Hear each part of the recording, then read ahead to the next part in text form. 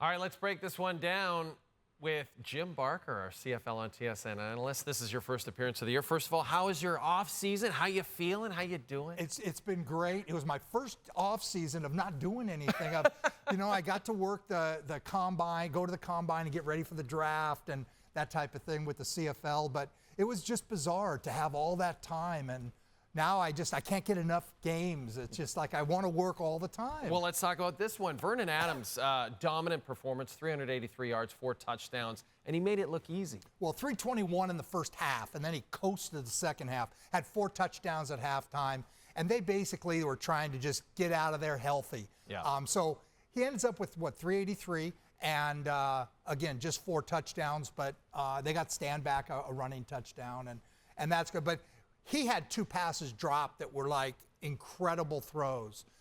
And great on VA, but that Hamilton pass defense, Jay, oh my goodness gracious. Well, let's talk about Hamilton. They're 0-5. Is that the major issue in your mind, the defensive side of the football for this football team right now, or is there bigger issues than that? There's a whole, it's a whole problem. I mean, it goes down to the last play of the game. They're getting they just got hammered.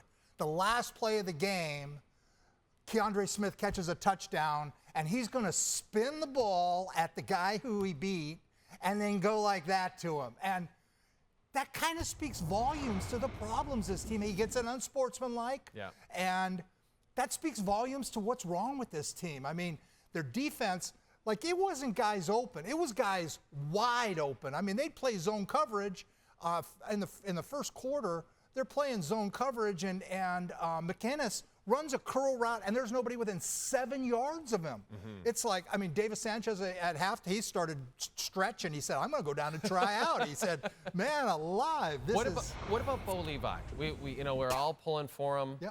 Are you seeing anything different from the way he's playing this year that's not making him as effective as he's been in the past? Well, I thought he played well earlier, and then he had a bit of an off game.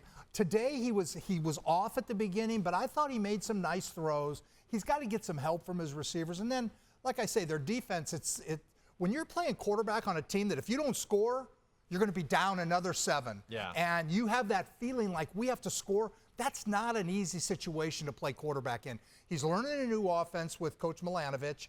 Scott worked for me, played for me. He was a quarterback for me. So I know the kinds of things he demands, and it takes a while. It took Ricky Ray. I mean, we won the first year he was there, but it took him a good 4, 5, 6 games before he really started to understand it and go out, and it just happened easier. I see that happening with Bo Levi. He's the furthest thing from the problems with the Hamilton Tiger Cats. They got to keep Butler healthy. They got to get some of their offensive linemen back. Figueroa's been out since the beginning. Jordan Murray, their other tackle, both tackles out since the beginning of the season. They're playing with 2 rookies there, and that's tough to do. Yeah. So the team's got some issues, and they've gone through receivers. They're trying to find the right mix there. Tonight they started. They have 6 guys on their defense that were with the Argos for the last 2 years, and 4 of them are starting on defense there. So, it's one of those things they've got to figure out that whatever it is that makes a team a team. Yep. Because sounds like they got to figure out everything. A team that's a team. You don't spin the ball when you're just got your ass handed to you and do that. You just don't do it. Yeah, you don't. Oh, it was infuriating. Week 6 is a bye week for Hamilton. So maybe that, Jim, to your point, maybe it gives them a little time to take a breath, step back. And I know you're excited about that Saturday game between the Riders and Lions. Yeah, the Rider-Lion game is going to be a dandy. That's a 4-0 team, a 4-1 team, and that's going to be a great game. The Argonauts and Alouettes. The Argonauts go in there again. Can Cameron Dukes bounce back after that? Noel Thorpe had his number the first time they played, and then it carried on last week, and he played his worst game as a pro. Can he bounce back against Montreal? And that's a tough defense. And then I love the Stampeders play the Bombers, who just got off the schneid this week, finally won a game, and maybe they can get it rolling. Calgary played well, didn't get it done. But the Red Blacks and Elks, because I think the Elks are a better 0-4 team than what Hamilton was. You think they're the better of the of the offers. The wins that don't have, the teams that don't have the better wins. of the offers. Yeah. And it'll be interesting because they play the Red Blacks, who, again, they looked like the old Red Blacks, this last week, and it wasn't a pretty sight. So.